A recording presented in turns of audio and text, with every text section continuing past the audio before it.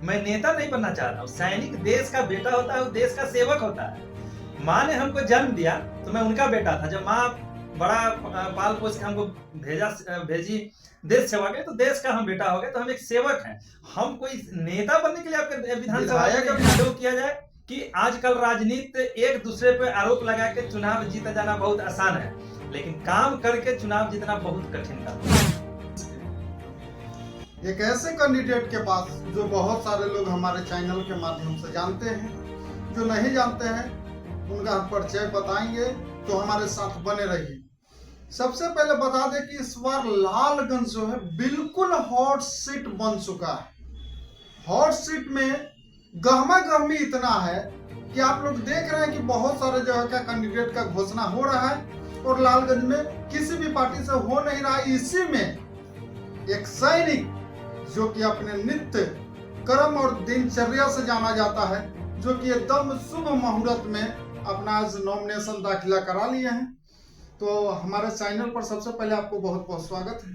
आपको भी और आपके चैनल के माध्यम से इस लालगंज के गार्जियन स्वरूप जनता युवा साथियों को मेरा जय हिंद, नमस्कार जी। इनका नाम धीरेन्द्र उर्फ धर्मेंद्र एक सारवी, जो कि बहुत ही समझिए कि लालगंज में यंग विधायक कैंडिडेट के रूप में उतरे हैं, जो कि निर्दलीय भी हैं।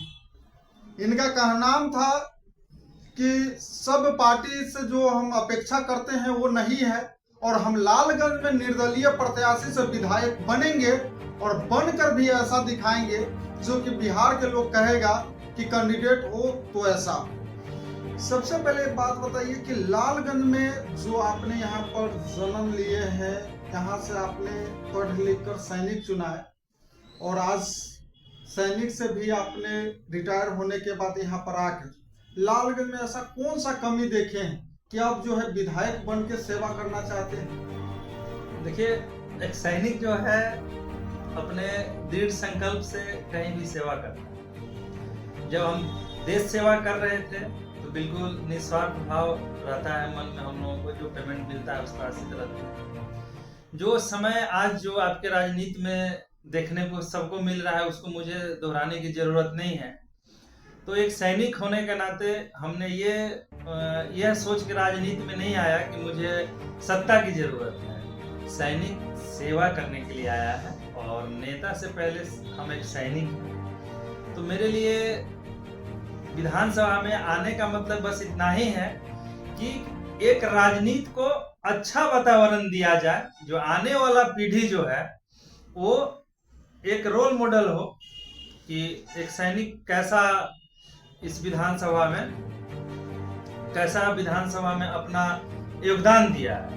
तो फिर अपने आप एक ही जगह कहीं से अच्छे चीज का शुरुआत किया जाता है, तो हो सकता है मेरे किस्मत लालगंज से ही लिखा हुआ हो कि अच्छे राजनीति का शुरुआत यहाँ से हो।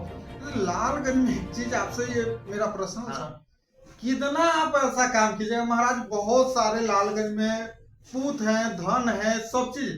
आप बताइए कि देश सेवा भी किए हैं। ABS कॉलेज में 200 बच्चा को आप शिक्षा भी दे रहे हैं, उसमें से 13-14 बच्चा को आपने निकाल भी चुके हैं। टोटल 21 बच्चा को आपने सेवा के लिए भेज भी दिए राज्य को और देश के। उसके बाद जो है से हॉस्पिटल भी चलाते हैं, जो कि यहाँ पर ऐसा बहुत आप जो है मरीजों के साथ जो है परिवारों के साथ उपकार किए हैं, जो कि चिमनापुर का सुनने में आया था जब एक बार हम उधर गए।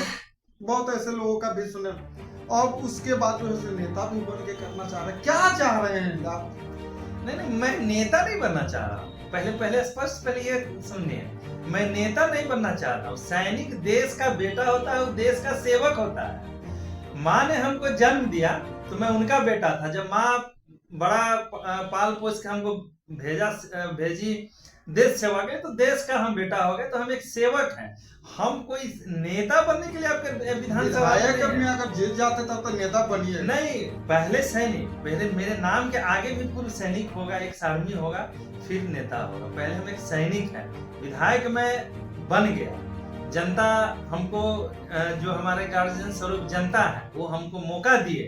तो लालगंज की धरती पे ऐसा काम करके यह एक सैनिक देगा कि आपके लालगंज विधानसभा में एक रोल मॉडल के तौर पे उभरेगा और पूरे बिहार में इसका मैसेज जाएगा कि राजनीति एक अच्छे वातावरण से किया जाए। क्यों किया जाए कि आजकल राजनीति एक दूसरे पे आरोप लगा के चुनाव जीत जाना बहुत आसान है, लेकिन काम करके चुनाव जीतना बहुत कठिन काम होता है। तो एक सैनिक सेवा करेगा, वो उसको विधायक और नेता बनने से कोई मतलब नहीं है। चलिए, इनसे आखिर हमें जो जानना चाहिए था वो चीज हम निकलवा लिए।